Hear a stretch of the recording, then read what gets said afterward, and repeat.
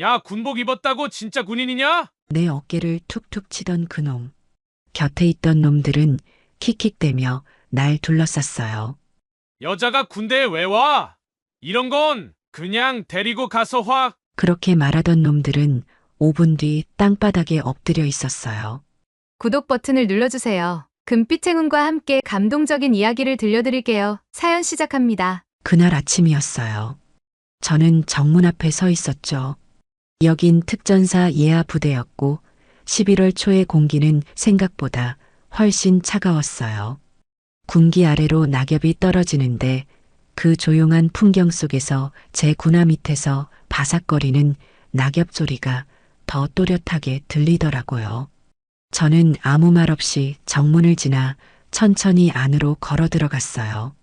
제복은 구겨지지 않게 잘 다려져 있었고 어깨에서 발끝까지 흐트러짐 없이 똑바로 걸었어요.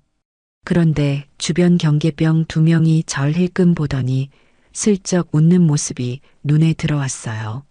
아, 또 시작이구나 싶었죠. 그 웃음이 무슨 뜻인지 저는 너무 잘 알고 있었거든요. 또 여군이야? 이번엔 좀 뻣뻣하네. 얼마나 버틸까? 처음 오는 부대에서 그런 반응 예상 못했던 것도 아니었고요. 여군이 단독으로 특전사 부대에 전입 오는 건 흔한 일이 아니잖아요. 그 사람들이 무슨 말을 속으로 하고 있을지 굳이 듣지 않아도 머릿속에선 다 들리는 것 같았어요. 사실 저는 그 어떤 환영 인사도 관심도 기대하지 않았어요. 이 부대에 온 건 단순히 배치 때문이 아니었거든요. 저만 알고 있는 이유가 있었죠. 행정보급관실에 들어가니까 중년 간부 한 명이 의자에 앉은 채로 저를 훑어보더라고요. 책상 위에 올려져 있던 전입신고서를 툭 내밀면서 말도 퉁명스럽게 했어요. 강중사, 여군이라 해도 여기선 예외 없어. 여긴 특전사야. 장난삼아 온 거면 오늘부터 정신 바짝 차리는 게 좋을 거야. 딱 그 말투였어요. 눈빛도 별로였고요. 그 사람 입장에선 이해가 되는 반응이긴 했죠. 제 인사 파일에는 출신 부대나 경력 정보도 희미하게만 적혀 있었고 전입 사유도 그냥 작전 보조 배속이라고만 쓰여 있었거든요. 사실상 제가 어디서 왔고 무슨 일을 했는지는 아무도 모를 수밖에 없는 상태였어요. 그래서 저는 짧게 고개 숙이며 대답했어요. 네, 잘 알고 있습니다. 제 대답이 마음에 들지 않았는지 옆에 앉아 있던 또 다른 간부가 작게 중얼거렸어요. 뭐야, 태도 왜 저래? 외교관이라도 된 줄 아나? 하지만 저는 아무 말도 하지 않았어요. 그 말투, 그 눈빛, 그 표정, 그 뉘앙스, 그 모든 게 예전에도 수없이 봤던 거라 놀랍지도 않았고요. 솔직히 말해서 그런 반응조차 전부 예상하고 준비해왔던 시나리오의 일부였어요. 내무반은 따로 배정됐어요. 특이하게도 저는 일반 분대나 소대가 아니라 작전 지원 요원이라는 식으로 독립 배속되었거든요.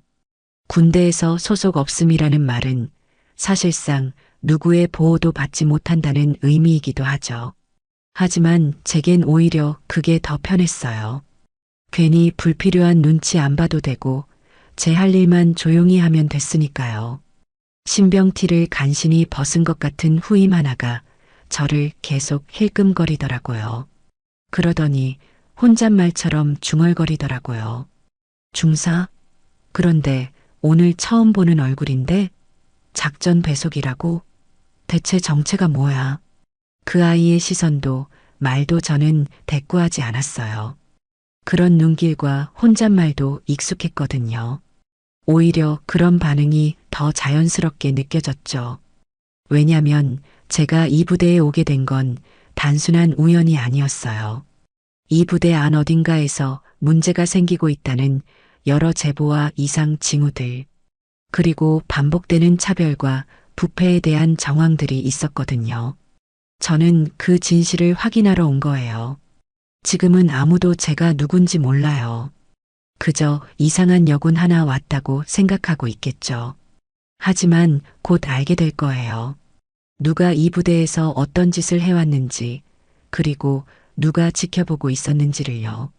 저는 말없이 배정된 내무반 문을 열고 들어갔어요. 내부는 차가웠고 창문 하나 없는 좁은 공간이었지만 이상하게 익숙했어요. 이제부터예요. 제 작전은 지금 막 시작된 거였거든요. 전입 이틀째였어요. 날씨는 여전히 쌀쌀했고 내무반 바닥은 아침 점호 전에 늘 그렇듯이 얼어붙은 공기로 가득했죠. 기상 나팔이 울리고 다들 분주하게 움직였지만 그 속에서 제 자리는 항상 조용하고 뭔가 동떨어진 느낌이었어요.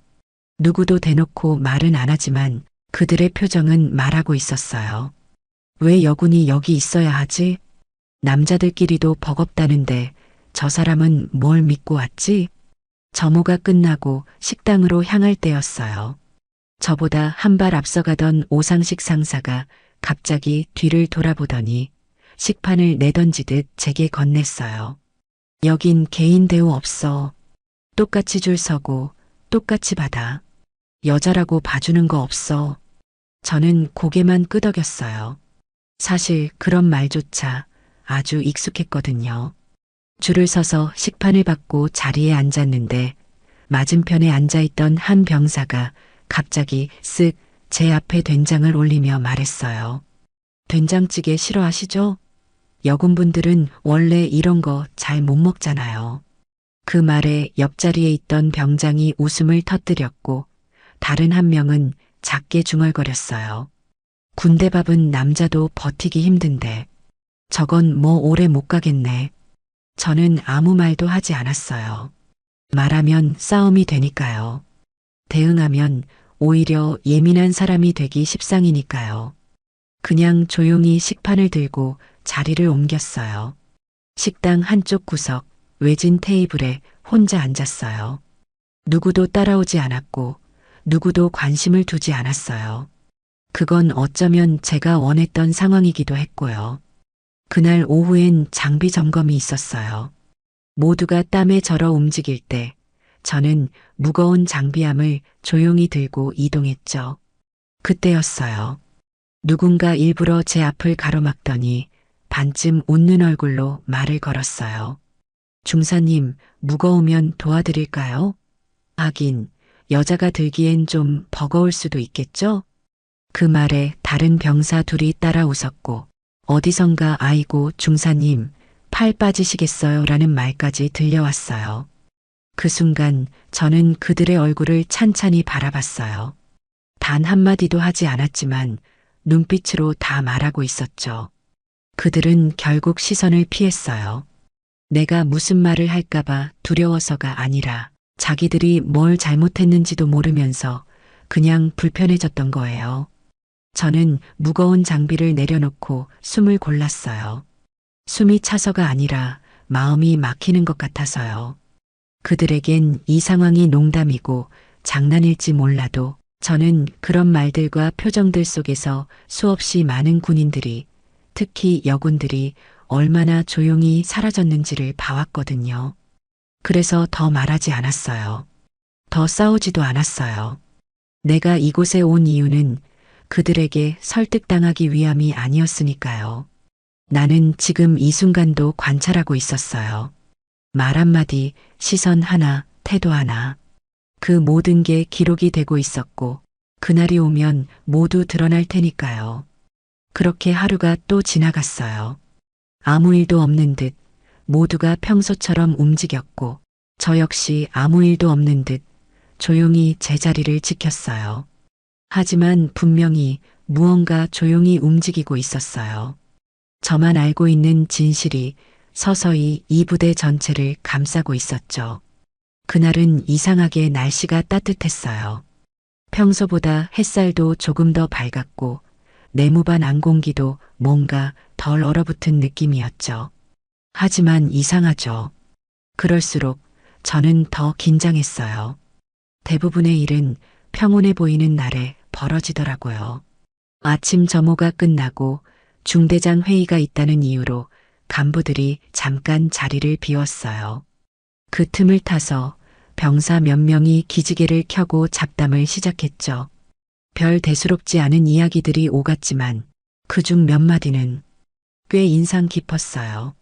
근데 그 여군 말이야. 표정이 너무 안 변하지 않아? 맞아. 뭘 해도 웃지도 않고 불쾌한 티도 안 내고 무서운 게 뭔 줄 알아? 그러고도 하나하나 다 기억하고 있을 것 같다는 거야. 저는 제자리에서 조용히 서류를 정리하며 듣고 있었어요. 반응하지 않았지만 머릿속은 아주 차분하게 돌아가고 있었죠. 어느새 박후임이 제 옆에서 물통을 들고 서 있었어요. 그 아이는 아무 말 없이 저를 잠깐 쳐다보더니 조심스럽게 물었어요. 중사님은 혹시 정보병 출신이세요? 그 물음에 저는 살짝 웃어줬어요. 한쪽 입꼬리만 올라간 짧은 웃음이었죠. 그리고는 고개를 천천히 저었어요. 아니야. 나 그냥 좀 오래 봐왔을 뿐이야. 그 말에 박후임은 고개를 끄덕였지만 그 아이 눈빛은 왠지 더 복잡해졌더라고요. 뭔가 더 물어보고 싶은 눈치였지만 말은 하지 않았어요. 그 눈빛 기억해뒀어요. 오후 훈련은 유난히 거칠었어요. 장비 점검을 빌미로 고참들이 일부러 강하게 나왔고 특히 오상식 상사는 제게 사소한 것들을 걸고 넘어졌어요. 군화는 왜 이렇게 닦았어? 반짝거리는 건 여군들 취향인가? 장비 들 땐 말이야 자세를 낮춰야지. 그렇게 들다 허리 다쳐. 누가 책임질 건데? 아무 말도 하지 않았어요. 그냥 묵묵히 했고 필요하면 고개를 끄덕였어요. 그 사람은 더 짜증을 냈죠. 왜 반응하지 않지? 왜 화를 내지 않지? 왜 불쾌해하지 않지? 그 사람은 자꾸만 흔들고 싶어 했어요. 저를 흔들어 무너지게 만들고 그걸 구실 삼아 내쫓고 싶어 했던 거겠죠. 훈련이 끝나고 돌아가는 길 정진수 중사가 제게 다가와 물었어요. 강 중사님 예전에 정보 쪽이셨죠? 아까 점검하는 거 완전히 프로더라고요. 저는 고개를 저었어요. 정진수는 멈칫하더니 웃으며 말했죠. 하긴 말 안 하시겠지. 비밀 많은 분 같더라. 그날 밤 저는 일지를 정리했어요. 모든 대화, 표정, 시선, 발언 다 적었어요. 기억에 의존하지 않았어요. 기록은 증거가 되고 증거는 무너진 진실을 다시 세우는 재료가 되거든요. 그리고 그날 일지 맨 아래에 짧은 한 문장을 적었어요. 오늘 처음 경계심이 그들 눈에 보였다. 그건 아주 작은 변화였지만 균열은 그렇게 시작되니까요.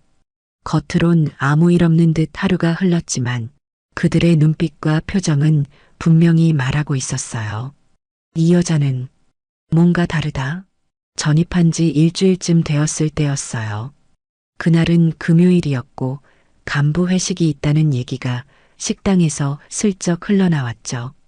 처음 듣는 이야기였어요. 공식 행사도 아니고 대놓고 공지된 것도 아니었는데 이미 몇몇 간부들은 평소보다 단정하게 머리를 손질하고 구두를 닦고 있었어요. 저는 일부러 아무 말 없이 그 흐름을 지켜봤어요. 보통 그런 건 병사들 눈에도 잘 띄지 않게 처리하는데 이 부대 사람들은 묘하게 무감각해 보였어요. 마치 늘 해오던 일인 듯 별 죄의식 없이 행동하고 있었거든요. 오후 6시쯤 오상식 상사와 정진수 중사를 포함한 간부 몇 명이 부대 밖으로 외출을 나갔어요. 정문에서 차량을 타는 모습이 우연히 제 눈에 들어왔는데 재미있게도 그 차량은 부대와 아무 관계 없는 번호판을 달고 있었죠. 사복을 입고 외출하는 모습도 인상적이었어요. 그들의 표정엔 긴장이 없었고 오히려 가볍게 즐기러 가는 사람들처럼 느껴졌어요. 저는 외출자 명단을 살펴봤어요. 그중 2명의 이름이 없었죠. 보고 없이 외출했다는 건 누군가 시스템을 교란시키고 있다는 뜻이에요. 그리고 그런 일은 혼자선 못해요. 그날 밤 저는 부대 주변을 천천히 걸었어요. 위병소에서 멀지 않은 골목에 눈에 띄지 않는 낡은 술집 하나가 있었거든요. 간판엔 그늘집이라고 적혀 있었어요. 거긴 그냥 허름한 지방 술집처럼 보였어요. 하지만 그 가게 앞에 멈춰 서 있는 차량이 아까 그 외출자들이 탔던 차량과 일치했어요. 그리고 그 술집 안에서 웃음소리와 고성방가가 들려왔어요. 문이 살짝 열릴 때마다 담배 냄새와 술 냄새, 그리고 익숙한 간부들의 목소리가 섞여 나왔죠. 그때였어요. 누군가 그 가게 뒷문으로 담배를 피우러 나왔는데 그 남자 낯이 익었어요. 그 사람은 며칠 전 버스 터미널 앞에서 시비를 걸던 건달이었거든요. 그때는 우연이라 생각했어요. 하지만 이번엔 확실히 아니었어요. 그 건달은 휴대폰을 들고 누군가와 통화를 하고 있었어요. 형님. 오상식이랑 다 모였어요. 오늘은 그 여군 얘기 다시 나올 듯요. 분위기 괜찮고요. 그 짧은 통화를 들은 순간 저는 가슴 깊이 차가운 무언가가 밀려드는 걸 느꼈어요. 내가 생각한 것보다 훨씬 더 깊게 썩어 있었어요. 이건 단순한 편견이나 차별 수준이 아니었어요. 군 간부와 조직폭력배의 연결, 그리고 그들 사이에서 여군인 제가 어떤 식으로 회자되고 있는지를 상상해 보는 것만으로도 등골이 서늘해졌어요. 그날 밤 저는 일지에 세 문장을 적었어요. 오상식 외 3명, 외출 비보고, 부대 인근 그늘집 출입 확인, 건달 통화 내용, 여군 관련 언급 최초 포착. 이건 더 이상 단순한 관찰로는 끝나지 않을 문제였어요. 이제부턴 준비된 단계를 넘어 내가 직접 움직여야 할 시간이라는 걸 느꼈어요. 그날 오후 오상식 상사가 제게 말을 걸었어요. 느닷없는 외출 허가였어요. 작전 지원 요원도 이참에 간부들하고 좀 친해져야지. 그 한마디에 이미 불길한 기운이 느껴졌어요. 저는 고개를 끄덕이며 따랐어요. 거절하면 더 귀찮아질 게 분명했거든요. 하지만 속으로는 이미 경계 태세였어요. 어디로 가는지도 말하지 않았고 외출자 명단에도 제 이름은 없었어요. 그건 의도적이었죠. 부대 차량은 아니었어요. 대기하고 있던 낡은 SUV 한 대가 부대 외곽에 서 있었고 운전석엔 조폭처럼 보이는 남자가 선글라스를 낀 채 기다리고 있었죠. 아, 우리 친구야. 얼굴은 좀 험해도 마음은 안 그래. 오상식의 말에 다른 간부들이 웃음을 터뜨렸고 정진수 중사까지 자연스럽게 옆에 타더라고요. 저는 뒷좌석에 앉으면서 가방 끈을 조심히 고쳐맸어요. 가방 속에는 소형 녹음기가 들어 있었죠. 이 상황은 증거 확보의 기회였어요. 차는 시내 중심가에서 살짝 벗어난 곳으로 향했어요. 도착한 곳은 익숙한 간판. 며칠 전 제가 혼자 걸어갔던 그곳, 그늘집이었어요. 안으로 들어서자마자 눈과 귀를 의심할 정도였어요. 술병이 널브러져 있었고 반쯤 취한 남자들이 군복 위에 사복상의를 걸친 채 웃고 있었죠. 그리고 그들 사이에는 조폭으로 보이는 남자 2명이 이미 술을 마시고 있었어요. 한 명은 며칠 전 그 건달, 또 한 명은 처음 보는 인물이었지만 눈빛 하나하나가 익숙했어요. 조직폭력배 특유의 말투, 시선, 그리고 거리감 없는 행동들. 아, 강 중사님이구나. 드디어 보네. 얘기만 들었는데 실물이 훨씬 더. 말끝을 흐리는 그 남자의 웃음이 역겨웠어요. 그리고 주변 간부들은 아무도 그걸 제지하지 않았어요. 오상식은 옆에서 술잔을 들이키며 말했어요. 우리 사이에 뭐 그런 걸로 예민할 거 없잖아. 다 가족인데. 그치? 가족? 조폭과 군 간부가 가족이라고? 저는 술잔을 받지 않았어요. 거절도 응하지도 않았죠. 그냥 미소만 지었어요. 그 순간 정진수 중사가 제 잔에 술을 따라주며 말했어요. 이쯤에서 한 잔쯤은 받아줘야지. 괜히 분위기 깰 거야? 그리고 조폭 중 한 명이 웃으며 말을 덧붙였어요. 아, 뭐 거절해도 돼요. 대신 다른 방법으로 친해지면 되지.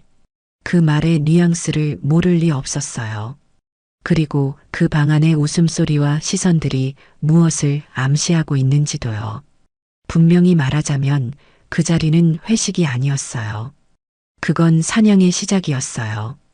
오상식과 그 무리들은 저를 불편하게 만들고 위축시키고 결국엔 어딘가로 데려가려는 분위기를 만들어가고 있었어요. 하지만 그들은 몰랐어요.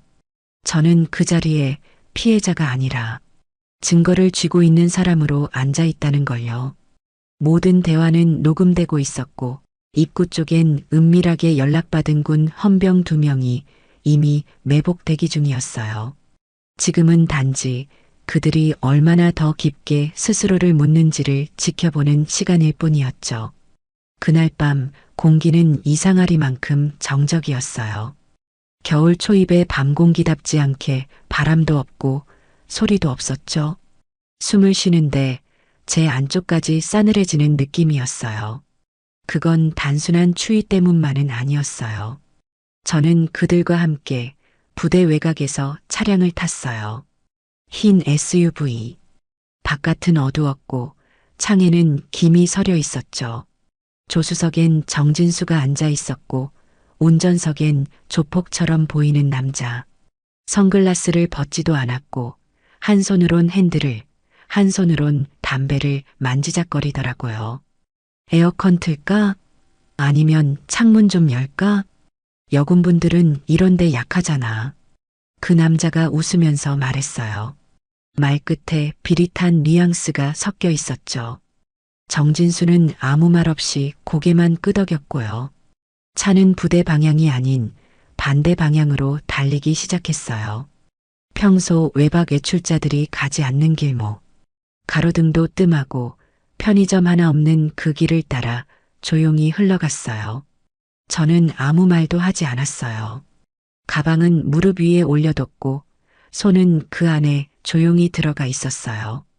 녹음기는 이미 작동 중이었고 비상용 무음 송신 버튼도 손가락 끝으로 느끼고 있었죠. 그들은 모르는 눈치였어요. 오상식은 뒤쪽에 앉아 있었고 뒷좌석 가운데엔 조폭 한 명이 앉아 있었어요. 그리고 저는 그 옆 문 쪽에 앉아 있었죠. 빠져나가기엔 불편한 구조였어요. 일부러 그렇게 앉힌 거였겠죠. 차 안엔 묘한 공기가 돌았어요. 누구 하나 크게 말하지 않았지만 모두가 뭔가를 기다리는 느낌이었어요. 정확히 말하자면 나를 어디론가 데려가는 무언가. 중사님은 평소에 술 잘하세요? 아니면 그냥 분위기 보는 거 좋아하는 스타일? 조폭이 묻더군요. 저는 고개를 돌려 창밖을 봤어요. 조용한 데가 좋더라고요. 말이 많으면 귀가 피곤해져서요. 그 말에 조폭은 피식 웃었고 오상식은 의미 없는 기침을 한번 하더군요. 그 순간 운전자가 슬쩍 백미러를 조정했어요. 저랑 눈이 마주쳤죠. 그리고는 고개를 아주 미세하게 끄덕였어요. 뒤에 있는 누군가에게 보내는 신호였어요. 차량은 더 깊숙한 골목으로 진입했어요. 이제 주변엔 빛도 사람도 없었어요. 도시의 소음이 완전히 끊긴 순간 그 조폭이 제 옆구리를 가볍게 툭 치며 말했어요. 여기서 좀 쉬고 가요. 좀 풀어야지. 그래야 말도 잘 통하고. 그 말과 동시에 그의 손이 제 팔에 닿으려 했죠. 저는 아주 천천히 손을 움직여 가방을 반쯤 닫았고 그 손길을 피해 반대쪽으로 상체를 살짝 기울였어요. 손 치우시죠. 지금은 아직 그런 말이 나올 타이밍은 아닌 것 같은데요. 제 말투가 너무 평온해서 그 남자는 잠깐 당황했어요. 오상식은 피곤한 척 고개를 뒤로 젖혔고 정진수는 팔짱을 낀 채 아무 말도 하지 않았어요. 그때였어요. 차량 뒤쪽 아주 멀리서 미세한 조명이 깜빡거렸어요. 누군가는 눈치채지 못했을 그 깜빡임. 하지만 나는 알 수 있었어요. 헌병 작전팀이 도착했다는 신호였어요. 내가 보낸 신호에 반응한 그들이 일정 위치까지 추적을 완료한 상태. 이제는 타이밍만 맞추면 됐어요. 차량이 골목 안 어두운 공간에 멈춰 섰어요. 운전자가 문을 열고 나갔고 조수석에 있던 정진수도 따라 내렸어요. 그리고 조폭 하나가 제 쪽 문을 열려는 순간 내리지 마요. 지금 문 여는 사람 생각 다시 하는 게 좋을 거예요. 제 목소리는 낮았지만 단호했어요. 그리고 제 무릎 위 가방에서 살짝 빠져나온 검은 송신기가 은은하게 깜빡이고 있었죠. 차 문은 아직 닫힌 상태였어요. 조폭은 손을 걸쳐 놓은 채 움직이지 않았어요. 시간이 느리게 흘렀어요. 아무도 말하지 않았고 차 안은 숨소리마저 낯설게 들릴 만큼 고요했죠. 바로 그 순간 차량 주변 골목 구석에서 조용히 움직이는 검은 그림자들이 하나둘 모습을 드러내기 시작했어요. 현재 위치, 목표 차량 유관 식별 완료. 우측에서 2m 거리, 3초 이내 투입 가능. 귓속 이어피스 너머로 들리는 목소리는 낮고 단호했어요. 고요한 밤 전조등도 끄고 서 있는 5대의 차량이 도로 양옆에 조용히 분산돼 있었고 그중 가운데 차량 안에는 김대성 소령이 서 있었죠. 그는 손목에 찬 시계를 흘끗 본 뒤 다시 작전 보고서를 펼쳐들었어요. 타깃 오상식 외 민간인 2인, 내부자 1명. 우선 목적은 피해자 보호이자 불법 연루 정황 증거 확보. 김대성 소령은 1시간 전 작전 지시서에 서명한 인물이에요. 이번 작전의 지휘자이자 국방부 헌병감찰본부 직속 특별감시 작전팀 소속 장교였죠. 그의 눈빛은 흔들림이 없었어요. 작전 대상 중 하나가 현역군 간부라는 사실도, 함께 연루된 이들이 민간 폭력 조직이라는 사실도 전혀 그를 동요시키지 않았어요. 그의 손에는 강지훈이라는 이름이 적힌 파일이 들려 있었어요. 위장 전입, 감시 대상 밀착 확보, 직접 증거 수집 임무 수행. 그녀는 단순한 감찰요원이 아니라 이번 작전의 내부 투입 실행관이자 실제 현장 정리까지 도맡는 수사 최전선 요원이었죠. 한편 차량 안 조폭의 손이 아직 문고리를 붙잡고 있는 그 순간 나는 조용히 눈을 감았다 떴어요. 주변의 공기까지도 낯설 만큼 조용해졌고 그 침묵 속에서 이상하게도 마음은 차분했어요. 그 손, 지금 떼세요. 내 말은 명령처럼 나갔어요. 놀랍게도 그 손이 멈췄어요. 조폭은 멍하니 나를 바라보다가 눈을 피했고 그 사이 차 외부에서 아주 미세한 떨림이 느껴졌어요. 덜컹. 차량 옆에서 누군가 발걸음을 옮기고 있었고 그림자 하나가 천천히 문 옆으로 다가왔어요. 대한민국 국군 헌병입니다. 모두 차량에서 내려주세요. 양손은 보이게 천천히 움직이세요. 그 목소리는 단호했고 창문 밖으로 반사된 조명이 차 안을 비추기 시작했어요. 오상식이 창밖을 보더니 갑자기 욕설을 내뱉었어요. 이게 무슨... 정진수는 얼굴이 하얘졌고 조수석에 있던 조폭은 벌써 운전석 쪽으로 몸을 숙이려다 누군가의 손에 제압당했어요. 차량 양옆에서 2명씩 총 6명의 헌병이 일사불란하게 움직였고 각자 훈련된 동작으로 대상들을 1명씩 끌어냈어요. 나는 조용히 차에서 내렸어요. 그리고 바닥에 무릎을 꿇고 있는 오상식을 내려다보며 가방 안에 있던 헌병증을 꺼내 천천히 꺼냈어요. 그 순간 오상식의 눈이 커졌고 정진수는 헛웃음을 터뜨리며 바닥에 주저앉았어요. 말도 안 돼. 너, 내가 그쪽이었어? 나는 대답하지 않았어요. 대신 김대성 소령이 다가와 상황을 정리했죠. 강지훈 중사, 확보 완료됐습니다. 증거 녹음, 영상 수집도 완료. 현장 검거 총 5인. 전원 이송 준비합니다.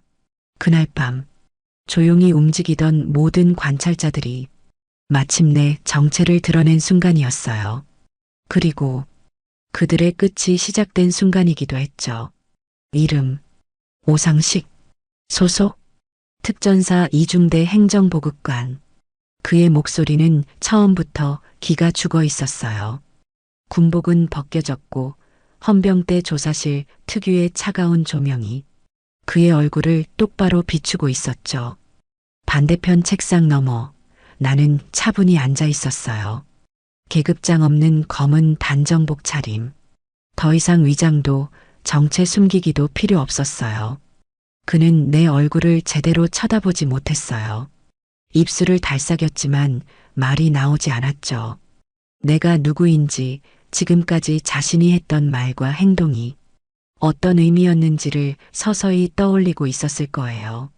정진수는 한쪽에서 수갑을 찬 채 고개를 떨군 채 있었고 조폭 2명은 분리된 방에서 각각 헌병 수사관들에게 취조를 받고 있었어요. 오상식 상사, 당신은 부대 내 불법 외출 및 민간 조직과의 접촉, 성희롱 모욕 발언, 그리고 납치 미수까지 모두 실시간 녹음 및 촬영되었습니다. 나는 서류철을 하나 꺼내 책상 위에 천천히 펼쳤어요. A4 용지 10장. 그 안엔 일자별 대화, 사진, 영상 캡처가 정리돼 있었어요. 도장 하나 없이도 이건 이미 완성된 증거였죠. 그는 그 종이를 보기만 했어요. 아무 말도 하지 못했어요. 우리는요, 그냥 좀 친해지려고 한 거였어요. 정진수가 더듬거리며 말했어요. 그 한마디에 내가 처음으로 웃었어요. 친해지자고 납치를 해요? 사람을 둘러싸고 문을 못 열게 막고 술을 강요하고 그게 친밀감이에요? 그는 더 말을 잇지 못했어요. 나는 시선을 오상식에게 돌렸어요. 상사님, 저 처음 봤을 때 뭐라 했는지 기억나요? 그는 아무 말도 하지 않았어요. 여긴 예외 없어. 여긴 특전사야. 그랬죠. 그래서 전 예외 없이 다 지켜봤어요.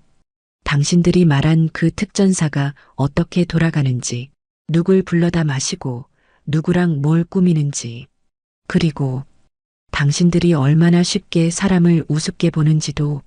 그 순간 그의 어깨가 툭 떨어졌어요.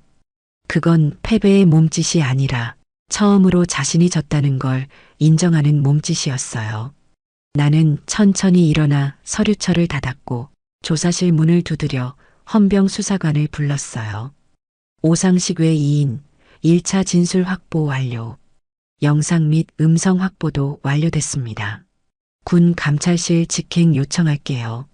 문이 열리는 순간 나는 뒤돌아서면서 짧게 중얼였어요. 들키지 않은 건 너희뿐이었어. 부대 내무반. 박후임은 창문을 열고 밤하늘을 바라보다 누군가의 침대에 놓여있는 검은 수첩 한 권을 발견했어요. 거기엔 매일매일 누군가의 말과 행동, 시간, 장소가 아주 정리된 글씨로 적혀 있었죠. 그녀는 조용히 수첩을 덮었어요. 그리고 혼잣말로 중얼였어요. 진짜 뭐하는 분이었지? 그날 밤 부대는 평소처럼 조용했지만 누군가는 모든 게 바뀌었음을 직감하고 있었어요. 조사 후 복귀는 조용했어요.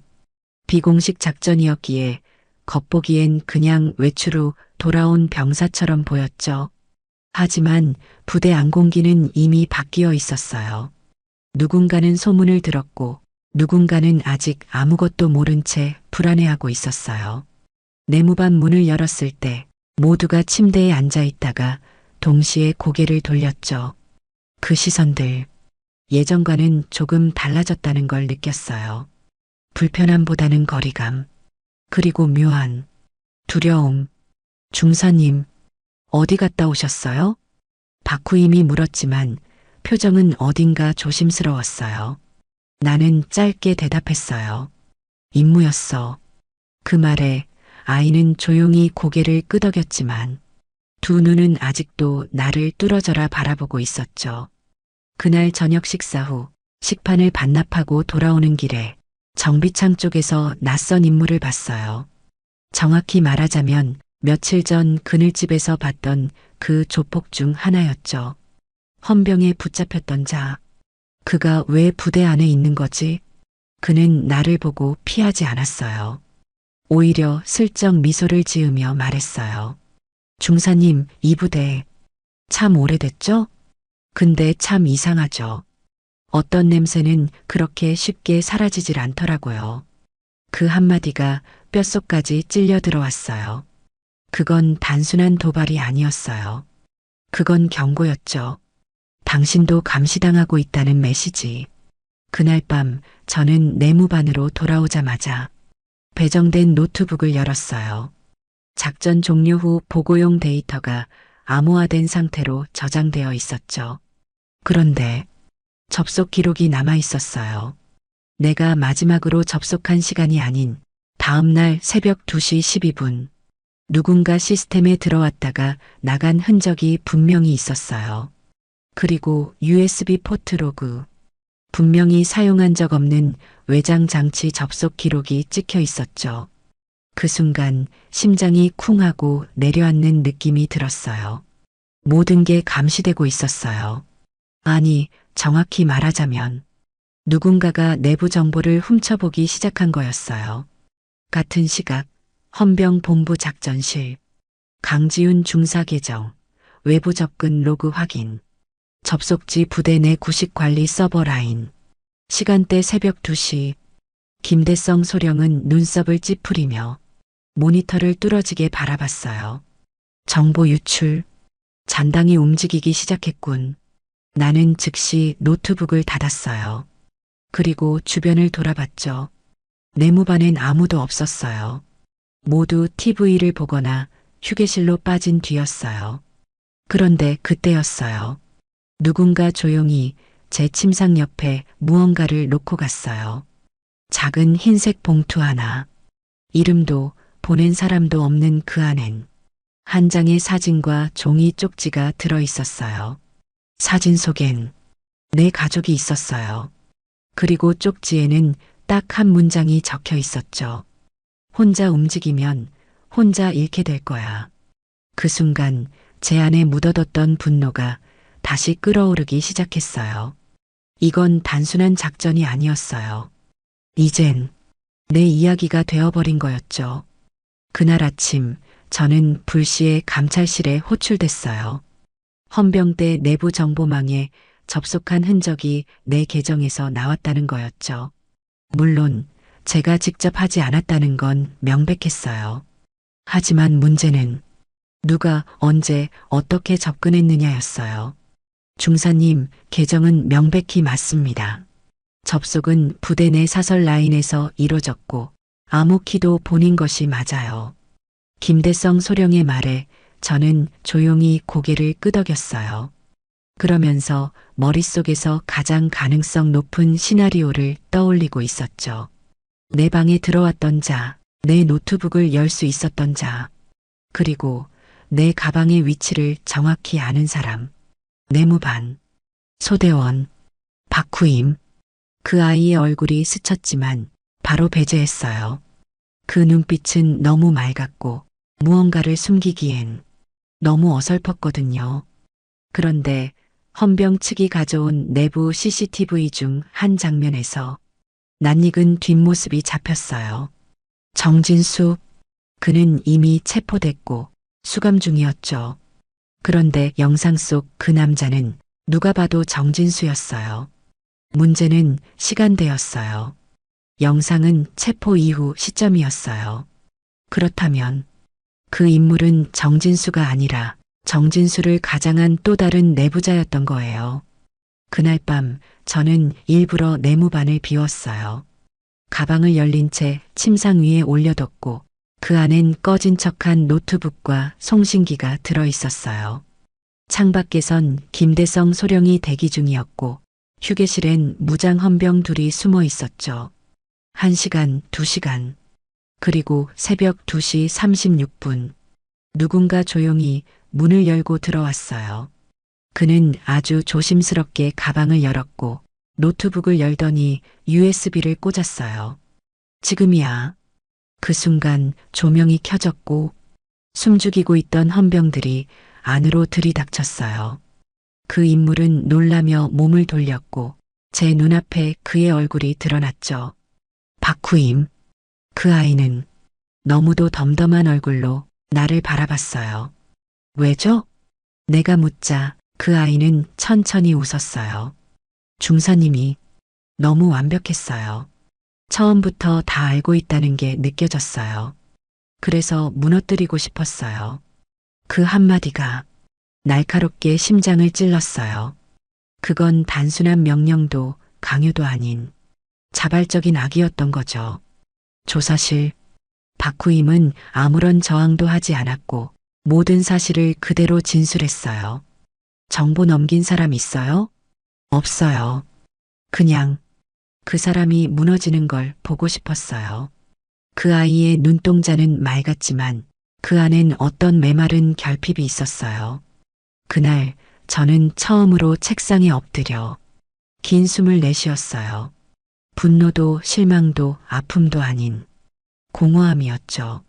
누구를 믿는다는 건 이 조직 안에서는 사치라는 걸 다시 한번 배운 밤이었어요. 하지만 그 감정도 오래 끌 순 없었어요. 이제는 끝을 내야 했어요. 이 부대의 썩은 뿌리를 전부 드러내기 위해선 더 깊이, 더 날카롭게 들어가야 했거든요. 그리고 그날 밤 마지막 작전 파일 하나를 열었어요. 제목은 단 한 줄이었어요. 최종 대상 본부 작전 참모부. 지금부터 본 작전은 중지된다. 그 한마디였어요. 국방부 작전 참모부의 공식 지시. 직인을 찍은 문서와 함께 김대성 소령의 책상 위에 던져졌죠. 사건 자체가 민감하다는 이유로 상부에서 판단이 내려졌답니다.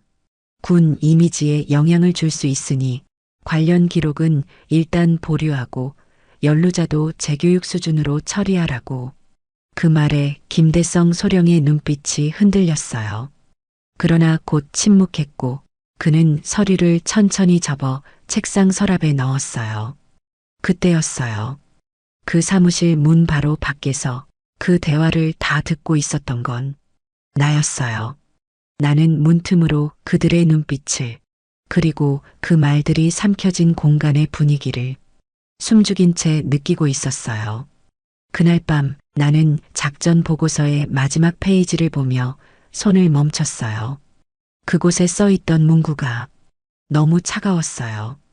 해당 건 내부 조정 예정, 공식 보고 불가, 보안 등급, 2단계 하향 조정. 이게 무슨 뜻이었냐고요? 정리하자면 조용히 덮고 끝내자는 얘기였어요. 며칠 후 오상식은 다시 부대로 복귀했어요.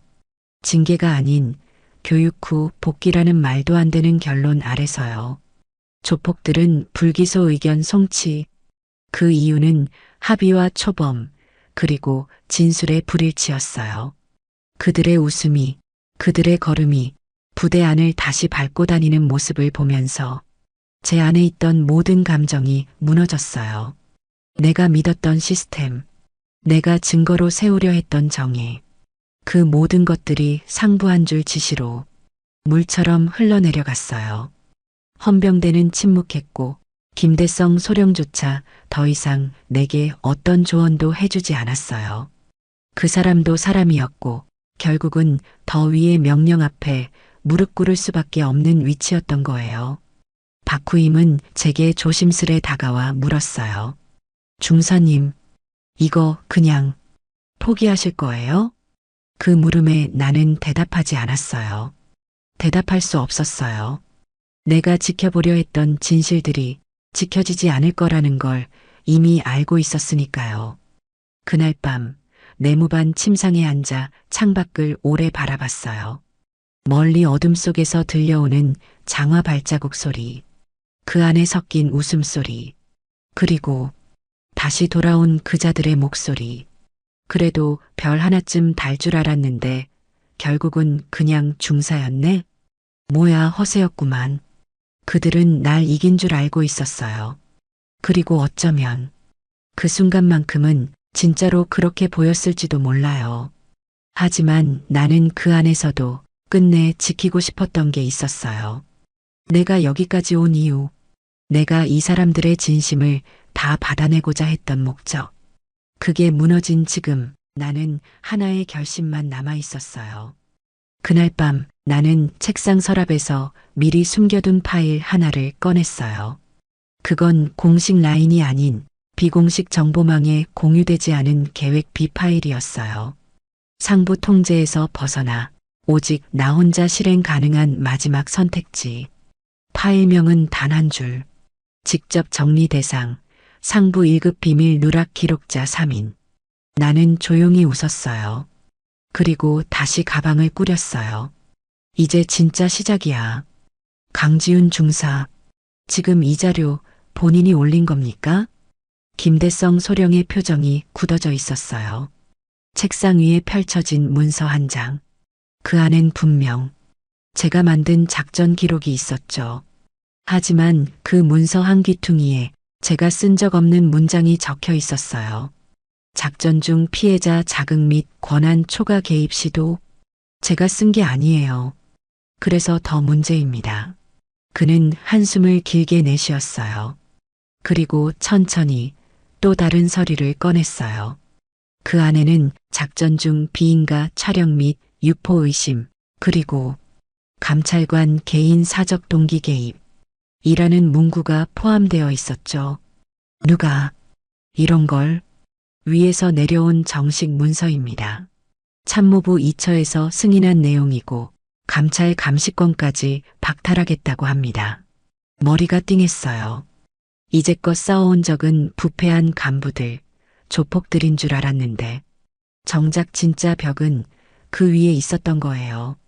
며칠 후 저는 군 기록 보관소에서 우연히 발견된 한 폐기 보류 파일을 받게 됐어요. 보낸 사람은 이름이 없었고 그 안엔 오래된 신문 스크랩과 한 장의 낡은 인사명령서 복사본이 들어 있었어요. 1997년 국방부 헌병감찰단 김성훈 대위 전사처리. 김성훈. 그건 제 아버지의 이름이었어요.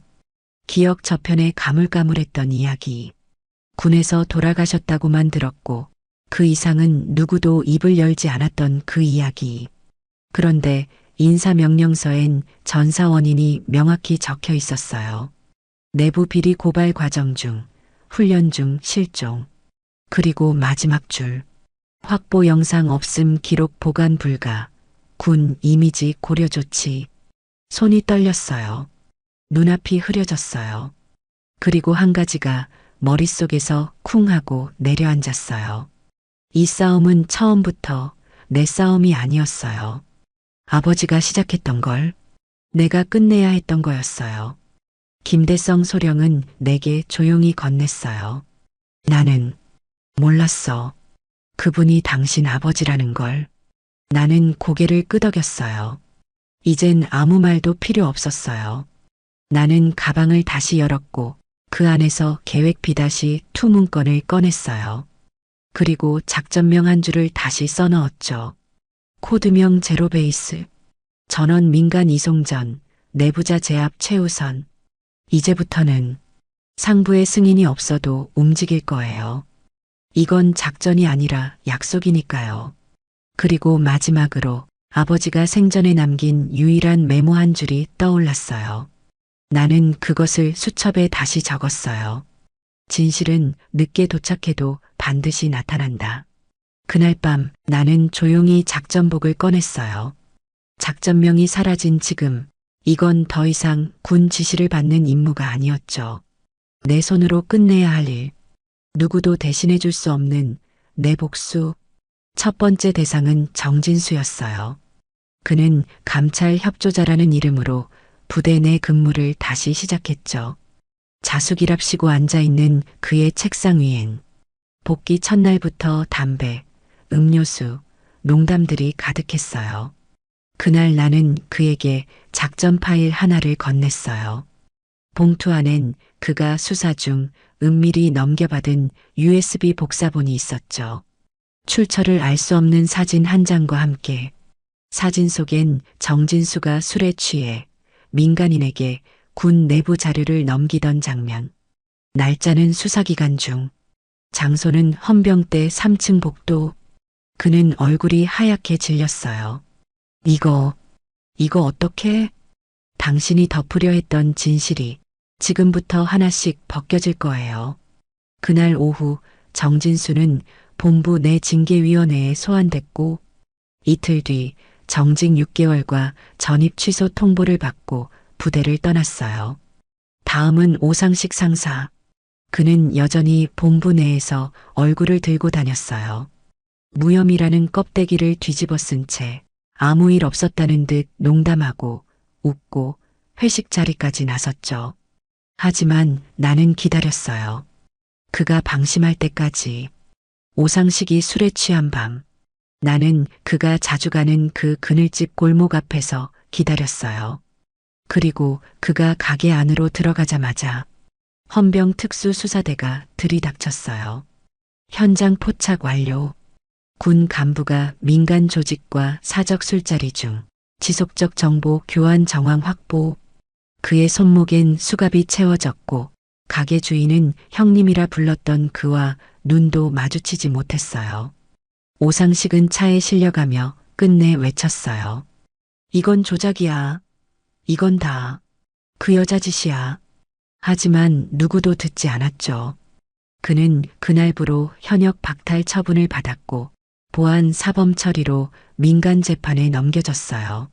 마지막 대상은 작전참모부 이처의 처장 이진아 대령.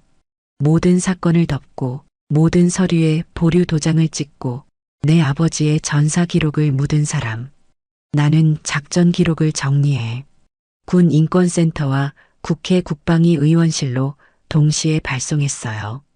공식 경로는 이미 틀어막혔지만 여론은 막을 수 없었어요. 다음 날 아침 국방일보에는 단 한 줄이 실렸어요. 내부 감찰 과정에서 특전사 내 부패 및 민간 유착 정황 다수 확인. 국방부 상부 간부 관련 여부 조사 착수. 그날 이후 이진아 대령은 모든 언론 접촉을 끊었고 이름 없는 휴직계를 내고 군을 떠났어요. 그가 입은 군복은 결국 그 누구에게도 경례받지 못한 채 사라졌어요. 복수는 끝났냐고요? 아니요. 이건 시작이었어요. 내가 빼앗겼던 것, 내가 지키고 싶었던 것, 그리고 내가 이어받았던 어떤 죽음의 뜻까지. 지금부터라도 나는 끝까지 간다. 국방일보 보도 이후 군 전체가 조용히 흔들렸어요. 아무도 대놓고 말하진 않았지만 무언가 거대한 파장이 다가오고 있다는 걸 다들 느끼고 있었죠. 오상식은 민간 재판을 앞두고 있었고 정진수는 전역 후 잠적. 관련 조폭들은 조직 해산 후 도피 중. 상부 인사들은 말없이 휴직계를 내고 책임 없는 침묵 속에 숨었어요. 하지만 단 한 사람만이 아직도 멀쩡하게 현직에서 군 전체를 움직이고 있었어요. 송영태 중장, 작전참모본부 부본부장. 그는 이진아 대령을 그림자처럼 조종했고 내부 감찰의 모든 보고 라인을 틀어막은 진짜 배우였어요. 그리고 그는 아버지의 실종 당시 작전 책임자이기도 했어요. 만나자. 그는 내게 먼저 연락해 왔어요. 비공식 회의실, 비밀 유지각서, 녹취 장비 철저히 통제. 그 모든 것들이 진짜 중요한 얘기를 하겠다는 뜻이었어요. 그 방에 들어섰을 때 그는 이미 앉아 있었어요. 군복엔 삼선 계급장이 반짝였고 테이블 위에는 커피 한 잔이 놓여 있었어요. 강지훈 중사. 아니지. 이제 당신은 감찰관이 아니라 내 눈엔 위험인물이야. 그는 웃지 않았어요. 하지만 말투엔 여유가 있었죠. 당신이 해낸 것들 놀랍긴 했어. 하지만 이건 게임이야. 이긴 것 같지? 그건 착각이야. 나는 조용히 그를 바라봤어요. 그리고 입을 열었어요. 97년 6월 평창훈련소 특별감찰 작전명 제로포인트. 당신이 그때 책임자였죠. 그는 표정 하나 바뀌지 않았어요. 침묵 속에서 그는 잔을 들었고 한 모금 마신 뒤 조용히 말했다. 그 사람은 살아있었으면 좋았을 텐데. 그 한마디에 내 머릿속이 붉게 번져갔어요. 당신이 죽였어요? 아니, 난 그냥 멈췄을 뿐이야. 신호를, 헬기를, 지원 요청을. 그는 웃었어요. 내가 움직이지 않으면 그 누구도 움직이지 않아. 그게 조직이야. 그 순간 나는 느꼈어요. 이건 정의의 문제가 아니었어요. 힘의 문제였어요. 그럼 당신도 아시겠네요. 제가 뭘 할 수 있는지. 할 수 있는 거? 이젠 없어. 그는 자리에 일어서며 말했다. 보고에도 묻히고 공론화에도 시끄럽다 소리만 들릴 거야. 결국 당신 혼자만 지치게 될 거야. 나는 조용히 가방을 열었어요. 그 안에서 꺼낸 건 아버지가 남긴 마지막 수첩. 그리고 그 뒷장엔 송영태라는 이름이 3번이나 적혀 있었죠. 이건 시작이에요. 끝은 당신이 정하는 게 아니에요. 그는 순간 미세하게 눈썹을 찌푸렸어요. 그리고 방을 나서며 나지막이 중얼거렸어요. 그럼 한번 끝까지 가보자고. 그날 아침 국방부 민원광장 앞엔 이상하리만치 많은 카메라가 모여 있었어요. 인터뷰 요청, 취재진 요청, 그리고 기자회견 요청. 그 중심에 내가 있었죠. 그날 새벽 나는 모든 자료를 민간으로 넘겼어요. 국회 국방위원회, 국가인권위원회, 그리고 현역 고위 장성 관련 진실 고발 보도, 특종 전문 방송사. 3개 루트로 동시에 전달됐죠. 첫 파장은 생각보다 빠르게 터졌어요.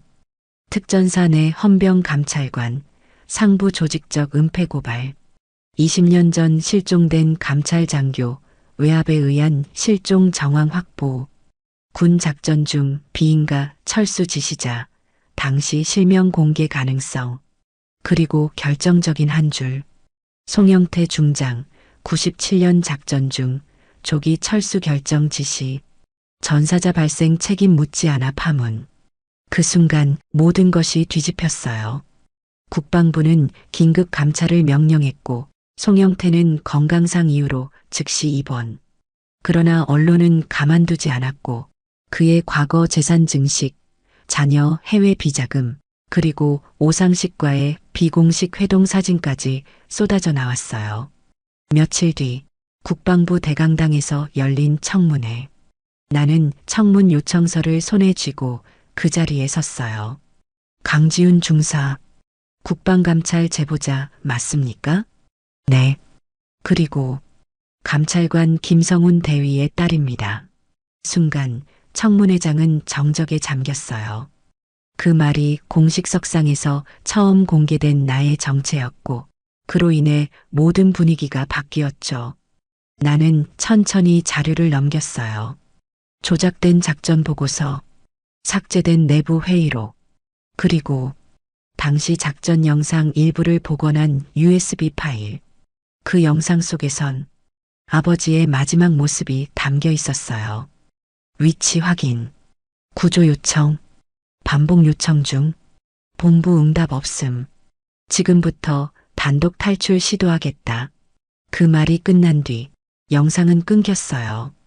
그 자리에 앉아있던 참모 총장은 입술을 굳게 다물었고 송영태는 끝내 청문회장에 출석하지 않았어요. 그의 빈자리를 바라보며 나는 마지막으로 한마디만 남겼어요. 저는 제 사적인 복수를 위해 이 일을 한 게 아닙니다.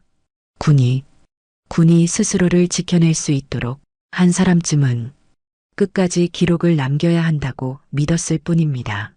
청문회 후 송영태는 직위 해제와 함께 검찰에 넘겨졌고 20년 전 작전 기록을 포함한 묵은 진실이 모두 재조사 대상에 오르게 되었어요. 그 이름 하나가 무너졌을 뿐인데 수십 년 쌓였던 침묵이 같이 무너졌어요. 그날 밤 나는 혼자 연병장을 걸었어요. 바람이 불고 군가 훈련소 스피커 어딘가에서 흘러나왔어요. 가방 안에는 아버지의 마지막 수첩이 담겨 있었고 그 옆엔 아무도 몰래 놓고 간 손 편지 한 장이 있었어요. 지켜봐줘서 고맙습니다. 당신 같은 사람이 있어서 저 같은 병사도 군을 믿을 수 있었습니다. 박후임 올림. 나는 천천히 그 자리에 멈춰 섰어요. 그리고 하늘을 올려다봤어요. 이제는 울지 않았어요. 이 싸움은 끝났고 마침내 누군가의 시선 안에 진실이 도달한 거였으니까요. 몇 주 후 부대는 다시 평소의 일상으로 돌아갔어요. 아침 점호, 식사, 야간 경계, 그 모든 루틴이 낯설 만큼 익숙했고 낯익던 사람들은 모두 각자의 자리로 돌아갔죠. 정진수는 더 이상 보이지 않았고 오상식의 이름은 근무표에서 지워졌어요. 송영태의 전출 기록은 군 게시판 맨 아래에 아주 조그맣게 남아 있었죠. 그리고 나 역시 조용히 짐을 싸기 시작했어요. 진짜 가시는 거예요? 내무반 문 앞 박후임이 서 있었어요. 이젠 조금 더 단단해진 얼굴. 더 이상 눈치만 보던 병사는 아니었죠. 나는 고개를 끄덕였어요. 응, 여기까지만 하려고. 이제야 겨우 말 붙였는데 그 말에 나도 웃었어요. 말 안 붙였던 거 다 알고 있었어. 근데 너 그날 이후 많이 바뀌었더라. 전 그냥 뭔가를 지키는 사람을 처음 봤거든요. 그 말에 가슴이 이상하게 뭉클했어요. 그래서 나는 내 가방에서 조그만 수첩 하나를 꺼내 건넸어요. 아버지 건데 복사해 둔 거야. 기록이라는 게 어떤 사람을 지켜줄 때가 있거든. 박후임은 말없이 그것을 받았어요. 그리고 정자세로 경례를 했어요. 감사합니다, 중사님. 그리고 수고 많으셨습니다. 나는 천천히 경례를 받았어요. 그 순간만큼은 진짜 어떤 명예 같은 게 느껴졌어요. 며칠 후 나는 전역 신고서를 제출했어요. 누구의 환송도 송별도 없이 조용히 복도 하나를 지나 군문을 나섰죠. 정문을 나설 때 경계병 한 명이 조심스레 물었어요. 혹시 그 감찰관님 맞으세요? 나는 웃었어요. 이젠 그냥 민간인입니다. 그 길을 따라 내려오다 나는 하늘을 올려다봤어요. 바람이 불고 햇살이 따뜻했어요. 누군가의 유산을 이어받아 진실을 밝히고 무언가를 되돌리고 싶었고 결국은 사람을 다시 믿고 싶었던 그 여정. 지금은 그렇게 복잡하지 않았어요. 나는 그저 아버지가 걸었던 그 길을 따라 끝까지 걸었을 뿐이니까요. 버스가 도착했어요. 나는 천천히 올라탔고 창가 자리에 앉았어요. 차창 밖 그 익숙한 철문과 초소의 군인들 그리고 멀리서 박후임이 수첩을 꺼내 들고 읽고 있었어요. 그 모습을 끝으로 버스는 조용히 출발했어요. 이야기는 끝났고 이제 남은 건 기억이에요. 누군가는 기억해야 하니까요. 진실이 얼마나 조용히 사라질 수 있는지를 누군가에겐 잊힌 진실이 또 누군가에겐 시작되지 못한 정이었을지 모르겠습니다. 하지만 한 사람의 용기와 기록이 얼마나 많은 것을 바꿀 수 있는지 우리는 이 이야기를 통해 느낄 수 있었죠. 혹시 지금 당신도 누군가를 지키기 위해 조용히 싸우고 있다면 지훈처럼 그 자리를 지켜주시길 바랍니다. 그 싸움이 비록 작아 보여도 결국은 누군가에게 기억되고 이어지고 살아남을 테니까요. 다음 이야기에서도 우리는 다시 만날 거예요. 이보다 더 강렬하고 더 따뜻한 이야기로 돌아오겠습니다. 구독과 좋아요, 알림 설정은 저희에게 큰 힘이 됩니다. 오늘도 함께 해주셔서 감사합니다.